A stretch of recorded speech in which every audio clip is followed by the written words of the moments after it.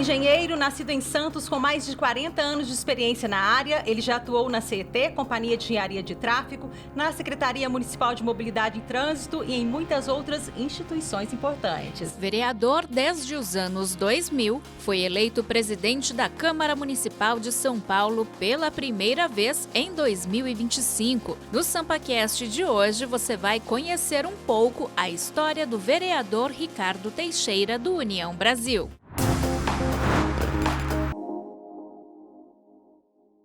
Eu sempre disse para os meus eleitores que eu sou aquele vereador Robin Hood, que faz política tirando dos ricos para dar para os pobres. E eu vou contar um fato real aqui.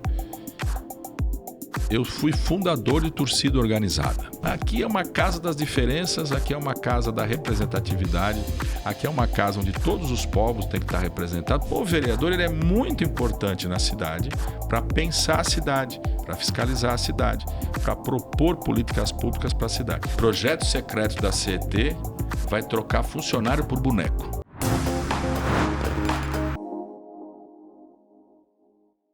Olá São Paulo, olá Brasil, eu sou a Camila Marinho e este é o SampaCast, o podcast oficial da Rede Câmara São Paulo. Hoje, numa edição especial, eu divido esta entrevista com a minha amiga, também repórter da Rede Câmara, Heloíse Ramada. Tudo bem, Helozinha? Tudo bem, Cami? Muito feliz de estar aqui e hoje para receber o vereador Ricardo Teixeira. Seja muito bem-vindo, vereador. Obrigado, meninas. É uma honra estar aqui falando com vocês que gostam de política. Câmara Municipal de São Paulo é a maior Câmara da América. Uma honra estar aqui com vocês. Vereador, vamos começar fazendo jus ao nome do programa, que é o SampaCast. O senhor nasceu em Santos. Eu queria que o senhor começasse contando como foi a sua infância por lá, suas memórias. Olha, faz tempo, né? Os cabelinhos brancos mostram que a gente tem história para contar. Nascemos em Santos. Eu nasci na rua Princesa Isabel, por acaso em frente ao estádio Urbano Caldeira, mais conhecido como Vila Belmiro. E eu nasci em 58, quando nasceu o Pelé também para o futebol. Então não precisa falar que eu sou torcedor do Santos. Tenho foto no colo dele. Na época não tinha essa coisa de concentração, hotel. Eles brincavam ali na rua. Era uma liberdade muito grande. O futebol era amador, né, perto do que é hoje. Então, nasci com a bola na mão, nasci gostando de futebol, na praia, mas vim para São Paulo muito pequeno, vim para São Paulo com 12, 13 anos de idade. Meu pai trabalhava em São Paulo já há muitos anos, essa coisa de ir e voltar todo dia ficou cansativo e a gente veio aqui para São Paulo. Então, Santos eu tenho uma... E hoje, assim, você vai para Santos sempre, que é a tua cidade natal, eu vou pouco. Eu fui perdendo o elo com a cidade, perdendo o elo. Eu gosto de praia, mas eu prefiro as praias com menos pessoas e com mais bicho, com mais verde. Então eu gosto da Ilha Comprida, Ilha do Cardoso, Cananéia. Gosto de praia, mas Santos acabei me afastando mais e virei um paulistano. Entendi. E o senhor começou muito cedo ainda, por volta de 6 anos, né? Como vocês querem vigia contar essas histórias? Contaram muita história para mim aí. Então vamos contar um pouquinho aqui para as meninas. Olha assim, essa história de mobilidade, né, que eu passou... nós vamos falar bastante aqui de mobilidade, mas aos 6 anos de idade, nos jogos do Pelé na Vila Belmiro, você imagina como lotava a Vila Belmiro. Eu tomava conta de carro. Então eu já era amarelinho, ou flanelinha, né? Já tomava conta de carro na porta do estádio. Essa ligação com mobilidade eu veio desde pequeno, né? Quando eu mudei para São Paulo, porque Santos é muito pequenininho, é uma ilha, cabe na nossa cabeça, você sabe onde começa a cidade, onde termina. Quando eu cheguei em São Paulo, a maior curiosidade era saber onde que são os limites dessa cidade, né? Para falar até hoje, não sei quais são esses limites, porque essa cidade é muito grande, né? Essa cidade e país. Mas Santos me lembra um pouco disso, essa coisa de criança, pé no chão, pé na areia, as ruas, a maioria delas não tinham asfalto, algumas com paralelepípedo, a maioria rua de areia. Então a gente tinha muita liberdade de ficar na rua, de brincando e tal. Então essa passagem que você está contando, em jogos do Santos a gente tomava conta dos carros, é verdade. Além de tomar conta dos carros, o senhor também foi vendedor de roupa de sapato, é isso mesmo? Aí um pouquinho mais velho, antes de mudar aqui para São Paulo, a gente com uma família que tinha muita dificuldade, a gente vendia de porta a porta, de porta em porta. Eu vendia de tudo. O que eu mais vendi foi sapato. Você vê naquela época, né? Você vai, mas vender sapato, né? Não tem loja? Tem também. Hoje já tem tanto. Não existia shopping, não tinha nada disso. Lá né? em Santos ou em São Paulo? Lá em Santos. e a gente vendia de porta em porta, vendia sapato. Boa lembrança essa, hein? E como que o senhor acha que essa experiência, né, de vendedor, né, trouxe para o senhor? Trouxe mais experiência? Olha, vender, eu não sei vender, eu sei comprar. Mas essa questão da venda, você tem que gostar do ser humano, né? Você tem que gostar de gente para poder estar se relacionando com ele. Hoje em dia todo mundo vende as coisas por aqui, né? Até estamos com cada vez menos lojas nas cidades.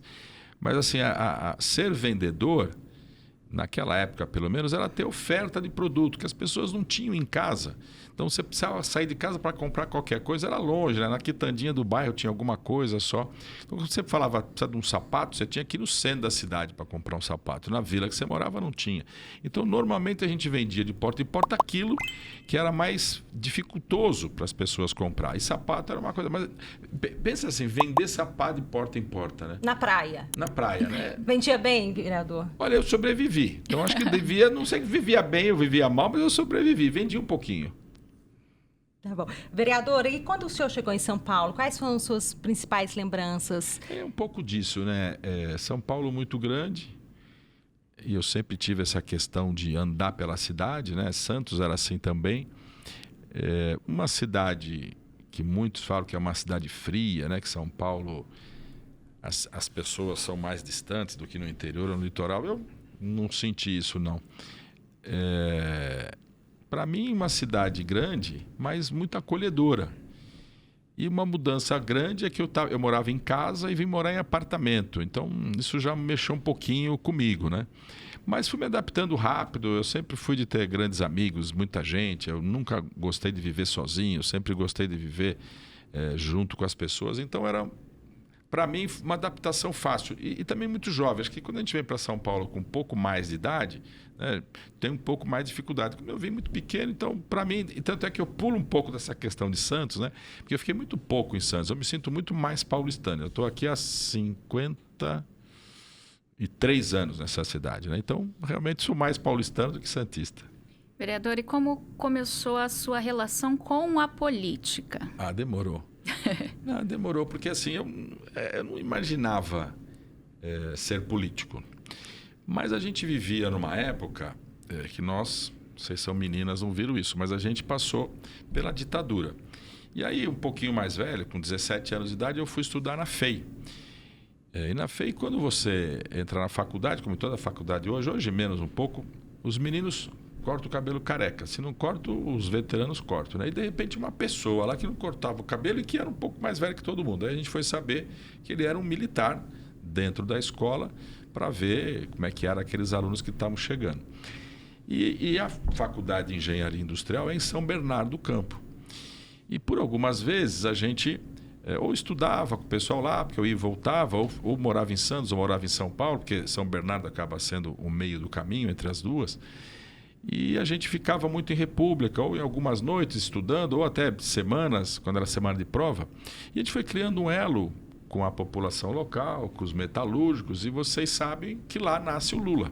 O Lula, então, era presidente do Sindicato dos Metalúrgicos. Eu me lembro que a primeira greve que o Lula fez lá em São Bernardo do Campo, a gente, numa república, a gente ajudava a buscar alimentos para manter a greve, para manter as famílias dos metalúrgicos trabalhando. Então, tem um pouco disso também, né? Morar em São Bernardo, nessa época que eu nunca fui filiado ao PT. Veja essa relação da política, né? A gente começa a ver as diferenças, principalmente na época da ditadura, não se tinha muito espaço, a gente não podia falar nada, tudo era com muito medo. E quando o Lula nasce com aquela força, mudando um pouco o rumo que estava no país, molecada, 17, 18 anos, a gente abraça a causa e começou a ajudar. Então nasce por aí, essa ligação um pouco e tal, mas na engenharia, então vocês podem ver, deputado estadual, federal, governador, vereador, quantos engenheiros tem? São poucos, né? A maioria são advogados, médicos, mas continuei a minha carreira, como vocês já falaram um pouquinho aí, me formo em engenharia, sou da companhia de engenharia de tráfego. O Jânio Quadros, ele, num ato muito arbitrário, ele termina a CT. No governo dele, ele acaba com a CT. Ao acabar com a CT, a gente começa um outro movimento político, que era da recomposição da empresa, não concordar com as teses dele. E na sequência, depois do Jânio, vem a Erundina. E a gente trabalha na recomposição da Erundina. A Erundina renasce a empresa, ela dá... a gente já estava com a Constituição nova, que é de 88 para cá, que para você entrar no serviço público você tem que fazer concurso. Antes de 88 não era assim. Então, quando a Erundina ela resolve retomar a empresa, teoricamente todos teriam que entrar concursados. Mas ela consegue, uma brecha da lei, recontratar todo aquele povo que de forma arbitrária tinha sido demitido pelo Jânio Quadros. De novo, estou contando fatos políticos para chegar até o momento. E acho que por esses dois movimentos, mas principalmente por esse da Erundina, a gente se aproximou mais da política com o Getúlio Hanashiro e depois com o Walter Feldman. Os dois foram vereadores nessa casa. O Getúlio depois foi deputado estadual, foi secretário de Negócios Metropolitanos. O Valtinho foi deputado federal, deputado estadual, foi secretário do Serra. E a gente foi compondo o grupo, né? Foi participando do grupo, mas mesmo a maioria das vezes como bastidor, como indo atrás de lei, vendo as injustiças, movimentando essa coisa de sair da ditadura para a democracia. E o Walter Feldman, ele era presidente da Assembleia. Nesse momento eu já estava como diretor da DERSA e do DR, a gente acumulava lá as diretorias. E o Walter saindo estadual, ele falou, saindo federal, ele falou, olha, eu preciso de alguém do grupo para sair estadual. E eu estava numa reunião, na época eu era o responsável pela operação do Rodoanel, eu estava lá, não tinha celular, estava lá vendo alguns documentos que eu ia falar para o presidente da Assembleia sobre o Rodoanel. Mas político reúne todo mundo e começa a falar de política, né? E aí o Valtinho fala assim, não, então como eu vou sair federal, o que vocês acham do Ricardo Teixeira sair estadual? Eu não prestei atenção. Falecido amigo Fernando Carrazedo, que na época era presidente municipal do presidente do PSDB da Vila Mariana, ele me cutuca e fala assim, o Valtinho está falando que você vai sair deputado. Eu falei, hã? O que foi? Aí não, o que você acha? Eu falei, eu? Mas não gosto nem de falar em público, eu sou engenheiro, meu negócio é número e tal. Não, tá aí. Ali as pessoas, não, tá bom. E fui nessa esteira. Eu fiz 42 mil votos na primeira eleição, lógico que colado ao Walter Feldman, né? E aí eu fui picado pela política. De lá para cá, nunca mais deixei de sair candidato. Tem eleição, eu boto meu nome lá. E aí os loucos votam em mim e a gente está aqui há mais de 20 anos, é isso. Então eu contei muito rápido, mas assim, a política ela entra na minha vida desde o começo. Acho que ser vendedor, participar das pessoas, morar em comunidade, estar na rua, gostar de gente, é tudo isso. E aí teve essa oportunidade, de fato, com o Walter Feldman, que me lança candidato. Outro dia ele esteve aqui na Câmara, nós passamos umas 4, 5 horas conversando e falando um pouco desse passado. Mas a política entra de forma suave, perde, ganha da vida, faz parte, mas a gente trabalha muito para as pessoas, né? E eu repito, acho que eu vou falar muito aqui ainda, mas para ser político tem que gostar de gente. Já são 2 décadas como vereador, 6 mandatos. 5 indo para o 6º, né? Indo para o 6º agora. Indo para o 6º. O que mudou? Como que o senhor foi recebido? Como que era a sua cabeça, a sua mente, a cidade naquela época? Mudou muita coisa de lá para cá? Olha, muda tudo, né? A cidade muda, as pessoas mudam, a relação das pessoas mudam, a forma da gente se comunicar muda. Eu me lembro que aí eu saí deputado estadual, fiz 42 mil votos, fiquei suplente.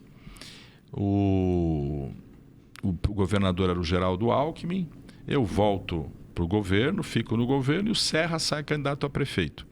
E o Serra sai candidato a prefeito e pegou aquele povo que foi mais votado para deputado e falou, vocês têm que vir na chapa e vem me ajudar. Eu vim, eu fui o primeiro suplente e fiquei na Secretaria de Subprefeituras com o Serra. O Valtinho ficou de secretário e eu fiquei de secretário adjunto. Ainda a gente brincava, né? Um médico era o secretário, mas um engenheiro era adjunto, que é uma secretaria de engenharia, você precisa ter pelo menos um maluco do engenheiro lá para fazer as coisas funcionar. Então o Valtinho fazia a política e eu tocava a secretaria. O Serra se elege governador, elege uma bancada grande de deputado, muita gente daqui vai para ser deputado, e eu assumo no meio do mandato, esse primeiro mandato. E logo na sequência era já o Kassab, que era o prefeito, né? Eu estou contando isso porque a relação com as pessoas naquela época era corpo a corpo, era porta a porta. Você fazia política conversando com as pessoas, na igreja, no campo de futebol, na tua casa. Que não é mais hoje, né? Olha como mudou, né? A gente está aqui na mesa, tem celular na mesa, a gente fala com as pessoas com celular.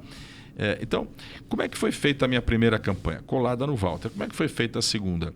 A segunda eu fiz só porta a porta, só na casa das pessoas, só visitando as pessoas, só indo na casa das pessoas.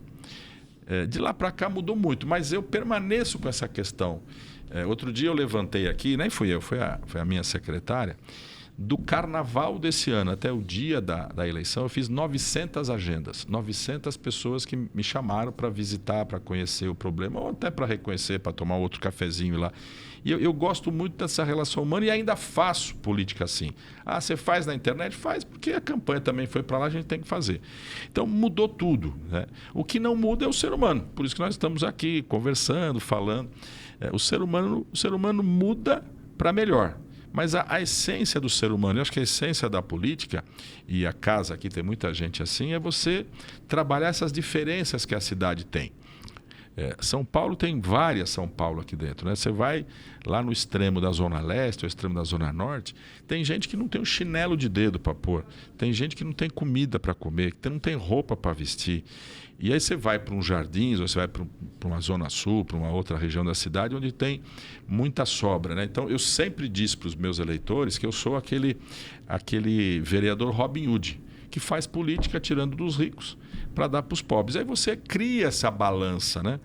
Pelo menos a gente tenta criar essa balança e ter esse equilíbrio. E que as pessoas tenham uma cidade mais justa. E eu acho que isso, de alguma forma, tá dando resultado, porque há tanto tempo eu estou aqui, eu sou votado praticamente nas mesmas regiões. Eu não vou falar pelas mesmas pessoas, que as pessoas morrem, mudando de cidade e tal, mas as mesmas famílias, nos mesmos cantos da cidade, de onde vem meu voto, e até a proporção de voto é sempre muito parecido. Essas demandas, essas pautas que o senhor, principalmente nas periferias, nas franjas da cidade, que a gente sabe que o senhor atua bastante, né, vereador? De 20 anos atrás até agora, o senhor busca lutar pelas mesmas pautas ou mudou bastante? Mudaram algumas coisas? Sim. Então você ia lá, por exemplo... Bom, a cidade inteira tem iluminação a LED. Não tinha. Então, quando você vai à noite na periferia, a primeira coisa que sai o assunto é segurança. E segurança tem que ter iluminação. A iluminação foi feita. O problema de segurança continua, então você vai buscar uma outra solução. Eu me lembro que no primeiro mandato aqui, com o Kassab prefeito, a gente fez, se eu não me engano, 80 ruas que eram ruas de terra, que a gente fez guia, sarjeta e asfalto. Ainda precisa asfaltar mais rua? Ou ainda existe rua de terra? Sim, as pessoas continuam querendo isso. As demandas diminuem, porque a maioria das ruas já foram asfaltadas. Demanda de creche. Então, há 20 anos atrás, fila de creche era um monte. Hoje sobra vaga nas creches. A gente vai nos lugares visitar as creches e as creches não estão lotadas como era no passado. Hospitais, né? Só essa administração aqui, mais de uma dezena de hospitais inaugurados. Então, a população ela sempre pede a mesma coisa. Saúde, moradia, educação. A gente continua fazendo as mesmas coisas, mas o que a gente sente nesses 20 anos é que a cidade está mais justa. Ela está mais equilibrada. Se você vai e hoje, eu digo, então agora gravem aí, eu tenho mais segurança andando na periferia do que andando no centro. Então, isso inverteu? Talvez não. Talvez sempre foi assim, mas se criou que a periferia é mais violenta do que o centro da cidade. E por que o centro é mais inseguro, né? Mas assim, eu estou falando de violência, não violência um matar o outro, nada disso. Mas, por exemplo, andar com o celular na mão. Aqui na porta da Câmara Municipal já levaram um celular meu e não era à noite. E aqui vocês sabem que tem PM, tem GCM. E eu falando do celular, passou uma menina com a bicicleta e levou meu celular. Na periferia isso raramente acontece. Não tem essas aglomerações. As pessoas vivem mais... Não tem tanto prédio, as pessoas vivem mais esparramadas. Os problemas mudaram. As pessoas ficam mais exigentes, o que é normal. A cidade está mais rica, ela tem mais recurso. As diferenças sociais diminuíram. Só que isso também atrai um monte de brasileiro para cá. Então, hoje, as notícias que a gente tem da prefeitura, perto de 50 mil pessoas moram nas ruas. Já dizem que já está chegando a 90 mil pessoas que moram nas ruas. São todos paulistanos que moram nas ruas ou são pessoas que vieram de outras cidades buscar oportunidades aqui? E há quanto tempo essas pessoas estão nas ruas? Quantos albergues nós abrimos? Quantas vagas a mais nós temos? Quer dizer, São Paulo é bom e é gostoso por causa disso, e de um mandato eu estou entrando no sexto, acho que por causa disso, que é desafio todo dia, todo minuto, toda hora você tem desafio, e é uma cidade, país, e a gente não para. E para mim isso é o que me move. O que me move é isso, acordar todo dia e sair para a rua. E eu moro numa uma vila. Então, vocês imaginam, você abre a porta, o morador, o teu vizinho está te cobrando. Qual região que o senhor mora, Moro vereador? na Moca, pertinho aqui da Câmara dá 5 quilômetros. Então, assim, você vai na padaria, você vai no mercado, então você está sendo cobrado, né? E antes que vocês me perguntem, assim, mas isso é ruim? Eu falo assim, isso é bom, porque as pessoas estão interagindo, elas estão vendo, me reconhecem. E é gostoso também que há muitas pessoas me conhecem pessoalmente, até porque eu gosto dessa questão do porta a porta. E é raro, muito raro, alguém me chamar de vereador. É o Ricardo. Quer dizer, eu estou vereador, mas é o Ricardo, que é meu vizinho, que é meu amigo, que está na minha igreja, que vem na minha escola. Então, as pessoas mudam, a cidade muda, mas o papel do vereador é sempre o mesmo, é sempre buscar esse equilíbrio de trabalhar para os outros. Muito mudou. Quais são os desafios? Olha, quando eu mudei aqui para São Paulo, a Faria Lima era de areia. Não era asfalto, Gui, Sargento, o Shopping Guatemi estava sendo construído. O primeiro shopping de São Paulo é aquele shopping aqui que era em Osasco, né? Na divisa de São Paulo com Osasco. E o segundo é o Shopping Guatemi. E eu não sei se ainda tem, mas meu pai e minha mãe ouviu a Jovem Pan, tinha lá uma musiquinha que todo dia eu acordava com ela, aquela musiquinha tarararararara, e que fala o quê, basicamente? Que São Paulo não pode parar. E que São Paulo não vai parar, e que São Paulo não vai parar. Então a gente sempre escuta dos especialistas, as pessoas que vêm de fora estudar São Paulo. Bom, São Paulo vai parar. Quer dizer, hoje nós passamos de 7 milhões de carros, passamos de 1,5 milhão de motocicletas. E eu digo que São Paulo nunca para. São Paulo não vai parar, principalmente porque a pessoa que mora aqui é acostumada com isso. Ela sabe a hora que o trânsito está pior, que o trânsito está melhor. Ela sabe quando que ela tem que fazer uma compra ou quando ela deixa... Agora mesmo. Eu convidei um amigo que quer falar comigo. Passa aqui na Câmara, vamos tomar um café. E disponibilizei na minha agenda um horário da tarde. E ele mora lá no extremo da Zona Sul. Eu falei assim, você é louco que eu vou pegar um carro para ir até ao centro da cidade na véspera do Natal? Falei, pô, é verdade, né? Vamos fazer a coisa de manhã que vem mais tranquilo. Então, assim, a mobilidade da cidade... E os milhões de pessoas que andam de ônibus? As milhares de pessoas que também andam de metrô. Aí nascem os aplicativos. Quanta gente hoje está andando de carro, de aluguel. Já chegou, ainda é pequeno, mas você aluga o carro pelo aplicativo, você pega o carro numa rua e larga na outra, sem motorista. Isso já está no mundo, o Brasil, em São Paulo também já começou. Quer dizer, muitas formas de se locomover. O pós-pandemia, ele traz mais gente andando a pé, mais gente andando de bicicleta e mais gente andando de motocicleta. Menos gente no metrô, menos gente no ônibus e o número de pessoas nos carros basicamente a mesma coisa. Estava pequeno e já igualou. Teve um fenômeno de trabalhar em casa. O outro fenômeno foi as pessoas irem morar perto de onde elas trabalham. Não é só pós-pandemia. As pessoas vêm fazendo isso ao longo de décadas em São Paulo. A pandemia acelera. 30% a menos, se eu não me engano, o número hoje, é o que é transportado pelos ônibus da cidade de São Paulo. As pessoas continuam morando aqui, trabalhando aqui. Então, elas inventaram outras coisas, que é essas o que eu estou colocando. Há 20 anos atrás, a gente não tinha 1.000 quilômetros de ciclovia. Há 20 anos atrás, a gente nem imaginava que a gente ia criar uma faixa para a motocicleta andar. Quantas vezes a gente já ouviu que a periferia não tem calçada? E hoje é difícil você achar uma rua na periferia que não tenha calçada. Então mudou demais. E nós, seres humanos inteligentes, daqui a pouco vão ficar mais burros que a inteligência artificial, mas isso é um outro capítulo, nós precisamos nos adaptar a essas grandes cidades. E eu repito, São Paulo não para e nunca vai parar, mas nós vamos ter que estar nos alterando. Eu falo um pouco da distritalização da cidade. É muito comum as pessoas falarem assim, hoje não é nem tanto, eu vou na cidade. Então a pessoa mora lá em Santa Marta, quando ela fala que vai na cidade, ela vem aqui no centro. E para vir aqui no centro, ela tem um motivo. Então ela vinha no mapping, ela vinha no médico, ela vinha no hospital. Mas tudo isso foi lá para a periferia, foi lá para os bairros da periferia. E não só, Santa Marta não é periferia, já é centro, né? Itaquera era longe, Itaquera é centro. Então as coisas mudaram. Então você tem hospital, você tem escola, você tem shopping, você tem diversão, você tem entretenimento, você tem tudo, em tudo quanto é canto dessa cidade. por isso que muda também a questão dos deslocamentos. A pessoa não precisa sair de Santa Amaro para vir comprar uma geladeira no MAP e no Viaduto do Chá. Ela compra lá e hoje nem, né? Hoje Vamos abrir um parênteses para contar o que é mapping, né, vereador? Então conta vocês. Há 20 anos... Vocês contam há 20 anos... Há 20 Quem está nos vendo nem sabe o que é MAP, né? 20 anos era uma loja uma rede de eletrodomésticos, né? No centro da cidade. Era ali na frente do Viaduto do Chá, e já passou por outros nomes também, né? Era aquela faixa de pedestre, tinha o guarda Luizinho. Nós tínhamos ali a maior loja de departamento do país, onde vendia as maiores quantidades de qualquer loja do país. E eu digo aquela faixa de pedestre, que vocês leram aí que eu sou lá da CT, na Companhia de Engenharia, lá entrei com 17 anos de idade. Você tinha a maior quantidade de pedestres em uma rua, era ali. Não era só por causa do MAP, né? Mas tudo gerava o centro da cidade. Hoje se fala que o centro precisa ser redescoberto, que o centro está feio, essa coisa toda. Mas as pessoas vinham fazer compra no centro. Hoje não precisa. Hoje as pessoas, cada um no seu canto, tem tudo. Você vai no extremo de qualquer zona, norte, sul, leste, oeste, você tem qualquer coisa. Você tem shopping, você tem comércio, você tem hospital, você tem escola.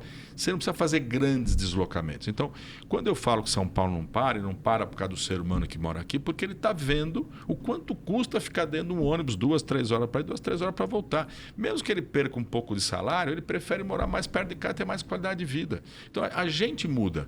É evidente que nesta época do ano, não é só paulistano que está no trânsito. Muita gente, porque essa cidade também atrai muita gente, vem fazer compra aqui. E para revender, ou mesmo para dar de presente para suas famílias. Aqui pertinho tem a 25 de março. Agora já não, porque os comerciantes do interior e tal já estão vendendo lá nas suas cidades. Mas num dia normal ali da região do Brás, chegam 200 mil pessoas, 300 mil pessoas de fora.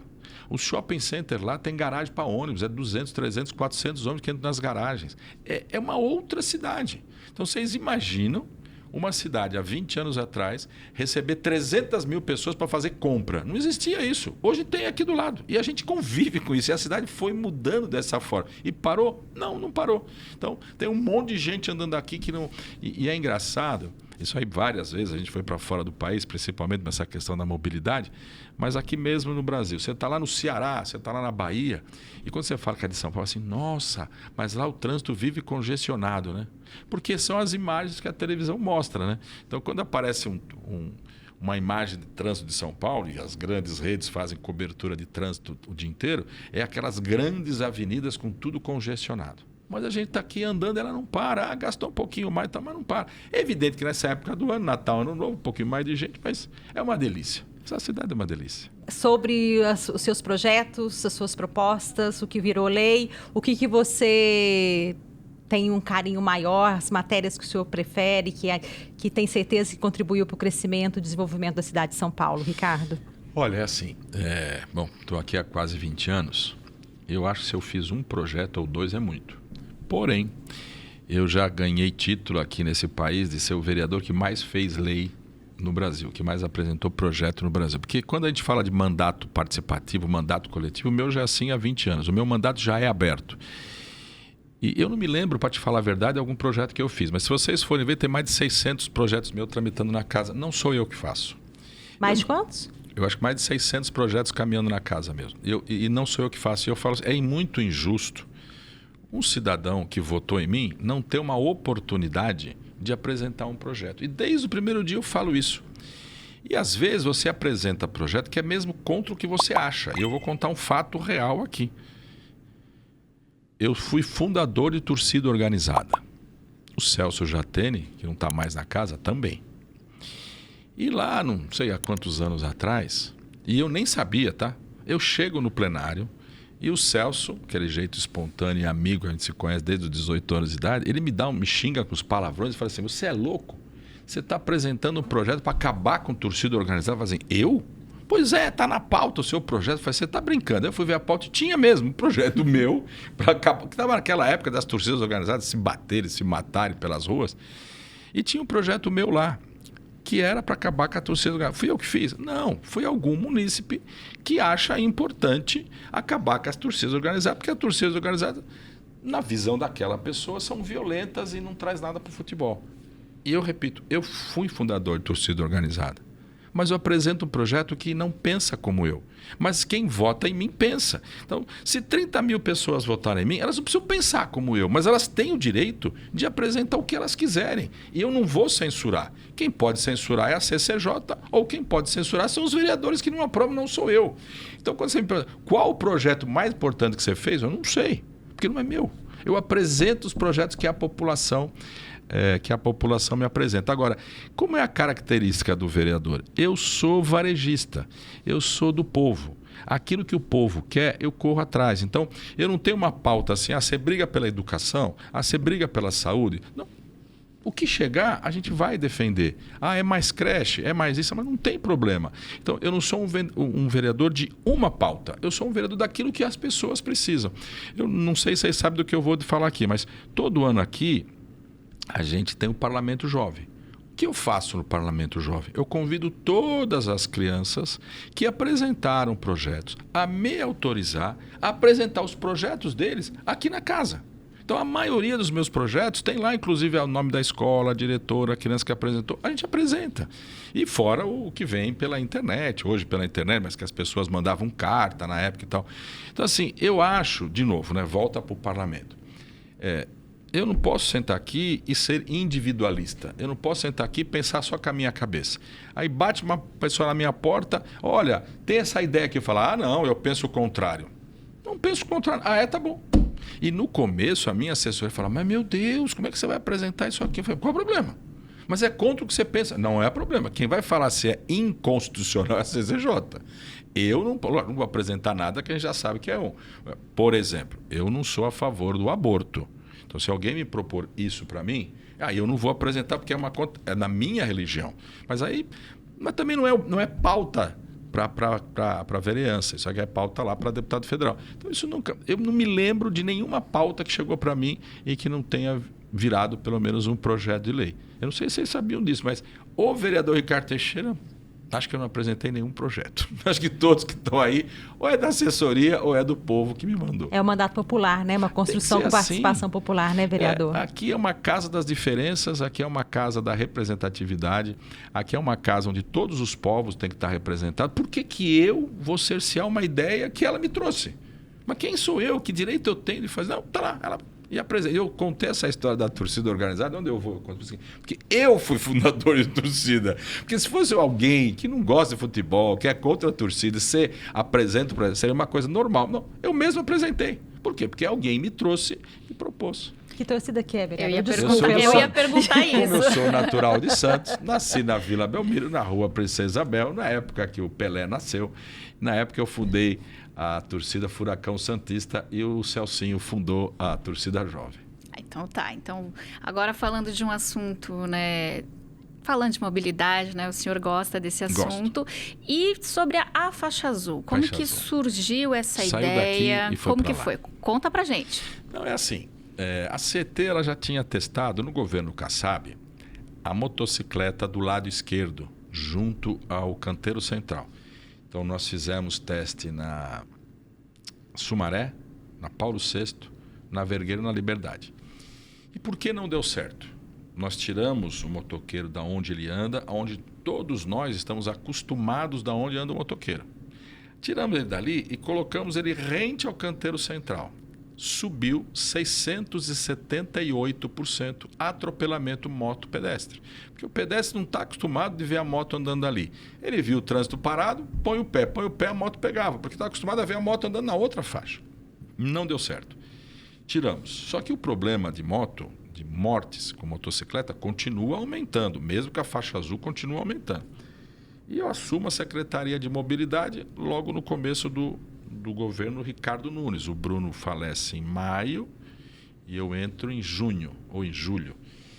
E o assunto, que ainda é o mesmo assunto de hoje, o número de acidentes de trânsito aumentando. Hoje morre 1,3 motociclista instantâneo no asfalto na cidade de São Paulo. É uma guerra.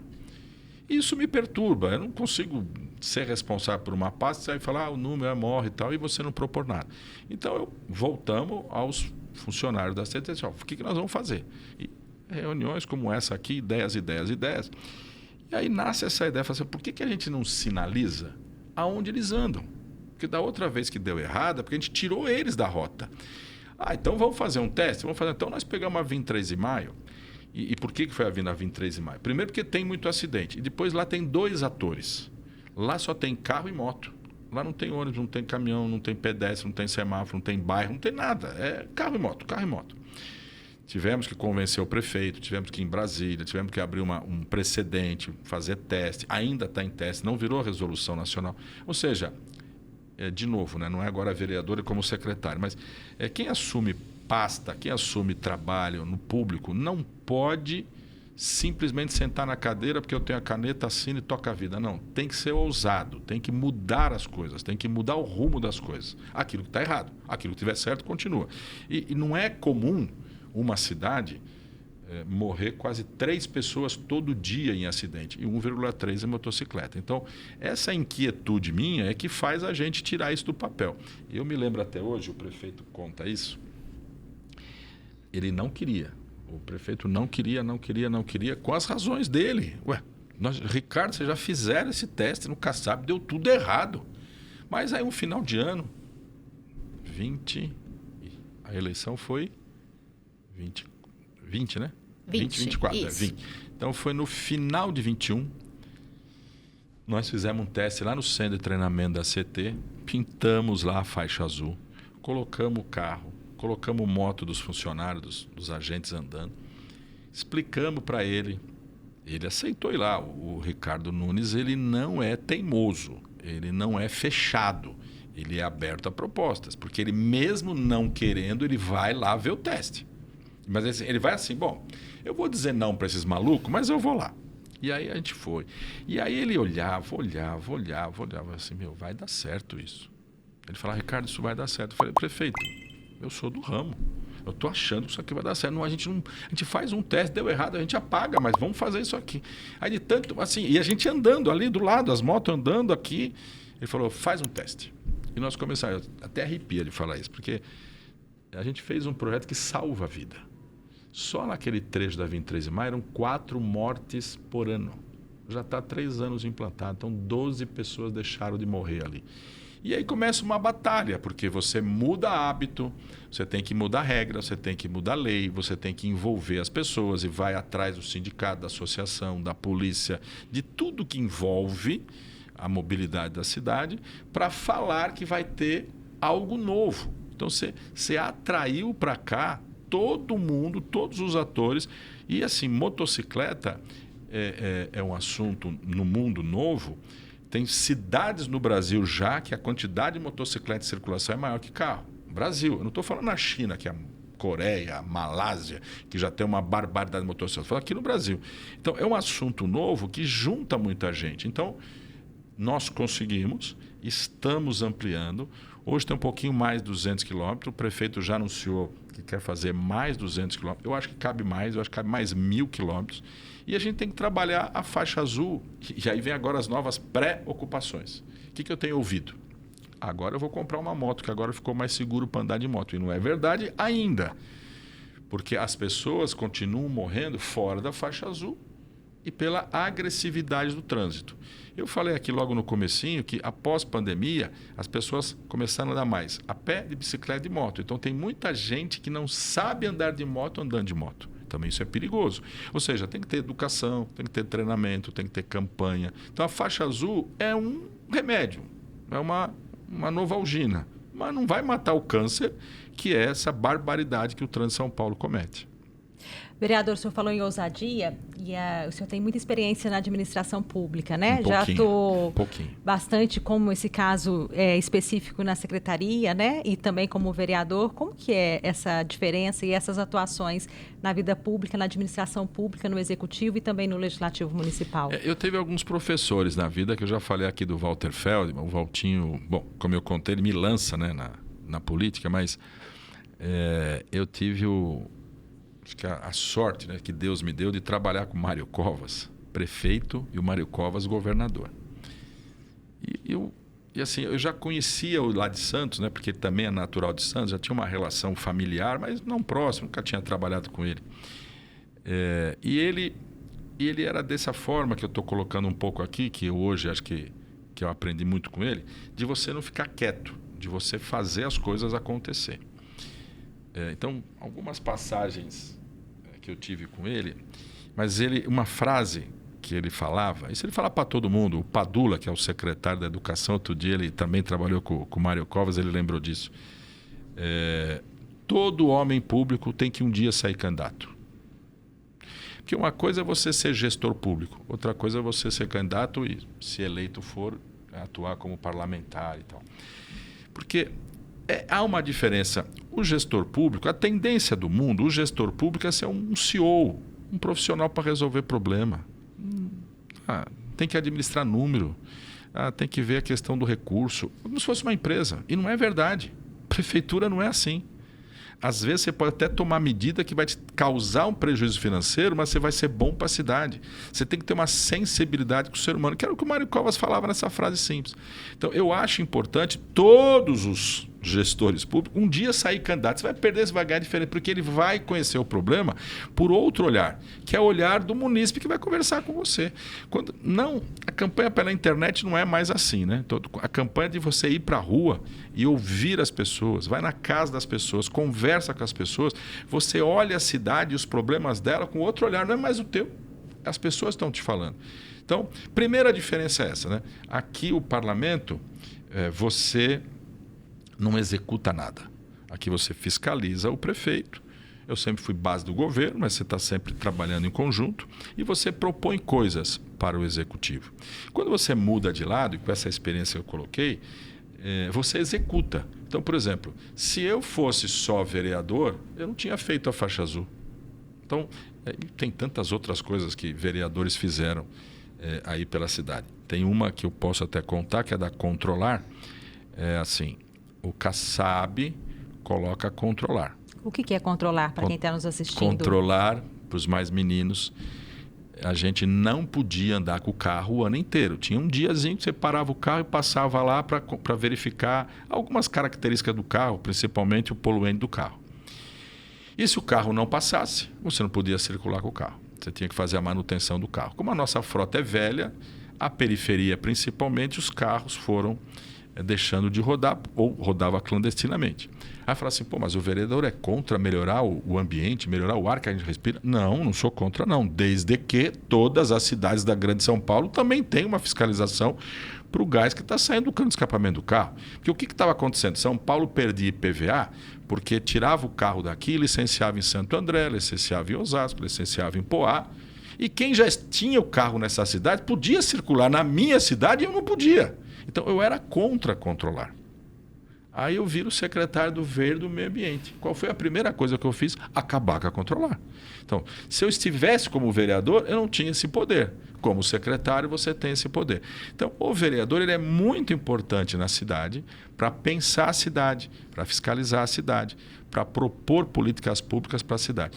E o executivo faz o dia a dia da cidade. Então, ele executa para o bem ou para o mal, também tem que ver esses dois lados, ele colabora com a cidade o dia inteiro. Então, eu passei pela Secretaria de Subprefeituras e não é segredo para ninguém que na Secretaria de Subprefeituras e de Transporte também eu tinha uma cama dentro do gabinete. E quem visitava, lógico que fazia um pouco do meu marketing, né? Olha aqui, essa salinha tem uma cama. Jesus, por quê? Porque você vira 24 horas trabalhando. Você imagina um dia de chuva nessa cidade. O secretário de subprefeitura, secretário de transporte, não vai para casa, enquanto a cidade não tiver os semáforos voltando ao normal, os pontos de alagamento voltando ao normal. Aí você tem um escorregamento, se choveu muito. Ou seja, quem gosta de ser executivo, gosta de ser executivo e vive ser executivo. A cidade precisa desses gestores. É diferente? Eu acho que é só nesse ponto de vista, porque, de novo, tem que gostar de gente. Se não gostar de gente, pode estar nem de um lado e nem do outro. E depois o executivo tem que estar preparado, de novo, com a ousadia. Você tem lá, eu tenho 10 bilhões de orçamento na minha secretaria. Então faz gastar esse dinheiro de forma correta, naquilo que a população precisa. Você tem que errar menos, mas vai errar. E aí, desculpe o que eu vou falar para os nossos amigos aqui do MP. O Ministério Público e todas as instâncias que também precisam para estar verificando o trabalho do Executivo, tem que deixar a gente trabalhar. Porque Isso está acontecendo no Brasil inteiro. A gente senta numa cadeira do executivo e fica com medo de fazer. Fala assim, ai meu Deus, o MP amanhã vai estar aqui. E não pode, porque aí você não gasta o dinheiro, sobra o dinheiro em caixa e a casa está lá caindo, o buraco está lá para fazer. Então, as normas, as regras têm que estar fiscalizadas, o MP tem que nos ajudar também, tem que ser uma parceria para essas grandes diferenças sociais que todas as cidades têm. Mas eu acho que é isso, eu traduzo tudo isso assim, tem que gostar de gente. Se não gostar de gente, não entra na vida pública nem de um lado e nem do outro. Vereador, explica pra gente o que é o boneco Ricardão. Ixi, aí foi longe, hein? Se elas não sabem o que é mapping, ainda imagina o boneco do Ricardão. É assim, então vamos voltar para os acidentes de trânsito. Eu agradeço aqui ao César Tralli, que ele que descobriu tudo isso. É assim, estávamos no governo Jânio Quadros? Não, Paulo Maluf. Estávamos no governo Paulo Maluf.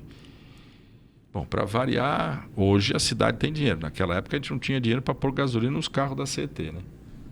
E estávamos vivendo de novo um momento de muitos acidentes de trânsito, muitos. E aí tem até uma passagem, naquela época o presidente era o Gilberto Leffeld, e nós fomos até o México e visitamos lá a cidade do México, tem um tamanho mais ou menos parecido com o nosso.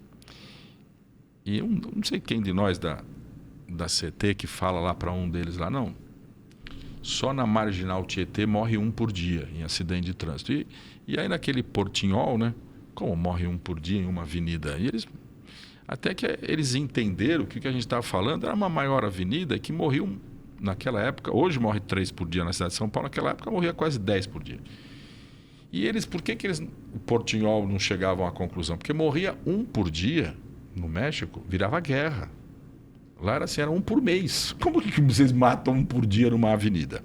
E a Marginal Tietê tinha um problema muito grave naquela época, que não tinha radar, que era os caminhões que andavam em todas as faixas e que causavam uma perturbação no trânsito absurda, não só em acidente, como em congestionamento. E o que a gente fez? Nós colocamos cabines ao longo do Tietê e nessas cabines vamos colocar os funcionários para fiscalizar. A gente criou um efeito de fiscalização na marginal inteira, que o pessoal da fiscalização chama de efeito auréola, porque qualquer um de nós aqui que dirige, quando você vai passar perto de um policial, você tira o pé. Quando você vai passar num posto da polícia rodoviária, você respeita as regras. Então, quando você põe uma cabine com um fiscal dentro, vira todo mundo anjinho e todo mundo respeita o trânsito. Nós criamos isso. Só que você tinha muita cabine e pouco funcionário. O que nós fizemos? De novo, ousadia. Fomos na rua São Caetano, compramos um bonequinho desses de loja, vestimos de marronzinho, pusemos numa cabine e fomos medir a eficiência. Como nós fizemos na faixa azul, vamos medir a eficiência. Então eu ficava ali na ponta dos remédios, a gente colocava o boneco lá embaixo e uma câmera aqui filmando a reação do motorista. Como é que o motorista enxergava, se ele tirava o pé, se ele andava devagar, se o caminhão ia para o lado direito, ficava lá. E o boneco não almoça, não janta, né? E o cara que filmava, almoçava, jantava, e ele sai para almoçar e volta. Nesse sai para almoçar e volta, o César Tralli passa e vê o boneco. E como é que é a manchete do Jornal Nacional? Projeto secreto da CET vai trocar funcionário por boneco. Então, pá, aquela coisa assim, meu Deus! Aí no dia seguinte, a gente faz uma coletiva com o Gilberto Leffeld lá na CT, e uma jornalista da Folha da Tarde, que nem hoje não existe mais, Grupo Folha na época, e era oriental, assim como você. Eu me lembro bem que eu estou aqui no palco, ela está sentada aqui e ela cutucava o doutor Gilberto. Mas, doutor Gilberto, projeto secreto, o projeto tem que ter um nome, mas a gente tem que falar. E o Gilberto era muito meu amigo, ele vira para dizer, então, em homenagem ao criador, vai chamar Projeto Ricardão. E ficou. E aí foi uma coisa assim. E lógico que o Ricardão tem o duplo sentido do Ricardão. Então aquela coisa pega e vocês não vão acreditar. Eu fiquei mais famoso que o Papa, porque eu dava entrevista para o mundo. Eu fui para a rede da Europa, rede dos Estados Unidos. Assim, por uma coisa simples, um pouco de ousadia. E aí os outros países do mundo começaram a mostrar o que já tinha. Então o Japão tem, a Inglaterra tem, cada um do seu jeito. E aqui a gente também fez o nosso fiscal de trânsito, que é um boneco. E que até hoje existe. É lógico que a reação continua igual. O que a diferença é que até as crianças acham aquilo lá é um boneco e tal, e levanta. Mas assim, de novo, é a questão da ousadia que eu falo do homem que trabalha no poder público. No poder público a gente não pode bobear. A gente tem que agir, a gente tem que fazer. Porque senão a sua omissão pode causar uma morte, pode causar um prejuízo muito grande. Essa do Ricardão é uma figura, Teixeira, né? O do boneco Ricardão. A gente não pode fugir do nome do programa, que é SampaCast, é o envolvimento do senhor, a sua relação com a cidade de São Paulo. Falei demais, hein? Então, a gente vai para um ping-pong agora. Vamos começar lá. Com perguntas rápidas, eu e Heloíse. Qual o seu lugar preferido aqui na capital, vereador? Na Moca, é a pizza. A Moca e a pizza não tem igual. E se São Paulo fosse uma palavra, qual seria? Amor. Defina a política em uma palavra, vereador. Coragem. Qual o maior sonho, seu maior sonho para a cidade? Nossa, tem tantos. O maior? Maior. Humano. Tem que ser mais humano a cidade. Vereador, se o senhor pudesse ter o poder de voltar ao tempo, o que o senhor falaria para o Ricardo lá de antigamente? O Ricardinho. O Ricardinho, não o Ricardão. Coragem. Tenha coragem. Não seja omisso. E qual o seu conselho para os jovens de hoje? Mudaram muito os jovens, mas o conselho é acreditar em si. Essa coisa da depressão, essa coisa moderna da depressão, acredite em si. O que o senhor faz quando não está atuando como vereador, trabalhando na administração pública, fora da política? Mas o vereador é 24 horas. E quem mora em vila como eu, você abre a porta, tomar café na padaria, você é vereador. Você não consegue fazer nada. Você é vereador o tempo inteiro. Mas um lazer, um hobby, alguma coisa? É vereador, eu vou na missa, sou vereador, eu jogo a bola, sou vereador. Jogar não bola. Tem como, não tem como. Não, eu adoro passear com o meu cachorro. Eu adoro visitar Cananéia, que é uma cidade que eu amo de paixão, como São Paulo. Mas assim, mesmo lá em Canané, que é outra cidade, até pela audiência que tem as grandes televisões, o pessoal sabe que eu sou vereador. Ser vereador ou ser homem público tem essa coisa boa e ruim também, para quem gosta de povo como eu, que gosta de gente como eu, não tem problema. É uma profissão que você é 24 horas. Você não consegue tirar da tomada e colocar uma outra roupa. Não, agora eu vou ser. Não, você é vereador. Deixa uma dica cultural, ou de filme, ou um lugar para visitar aqui em São Paulo. Olha, o MASP eu acho que é o nosso coração da nossa cultura, né? Que é maravilhoso. E como eu tenho dislexia, eu nunca li um livro. Vereador, por último, uma mensagem para quem está tirando habilitação agora, esses jovens que dirigem com o celular na mão. O que o senhor fala? A vida é muito frágil. Uma bobeira pode se matar ou matar alguém. Vereador, muito obrigada pela sua participação no SampaCast, pela entrevista. Elô, muito obrigada pela companhia. Obrigada, Camila. Muito obrigada, vereador. À disposição. Estou sempre aqui com vocês. Ok? Então é isso. Esse foi o SampaCast de hoje, galera. Semana que vem tem mais. Continuem acompanhando os conteúdos da Rede Câmara pela TV Câmara São Paulo, pelo portal da Câmara e também pelas nossas redes sociais. Não se esqueça também de se inscrever no nosso canal oficial no YouTube. Rede Câmara São Paulo, sua conexão com a política da cidade. Tchau, galera! Tchau, tchau!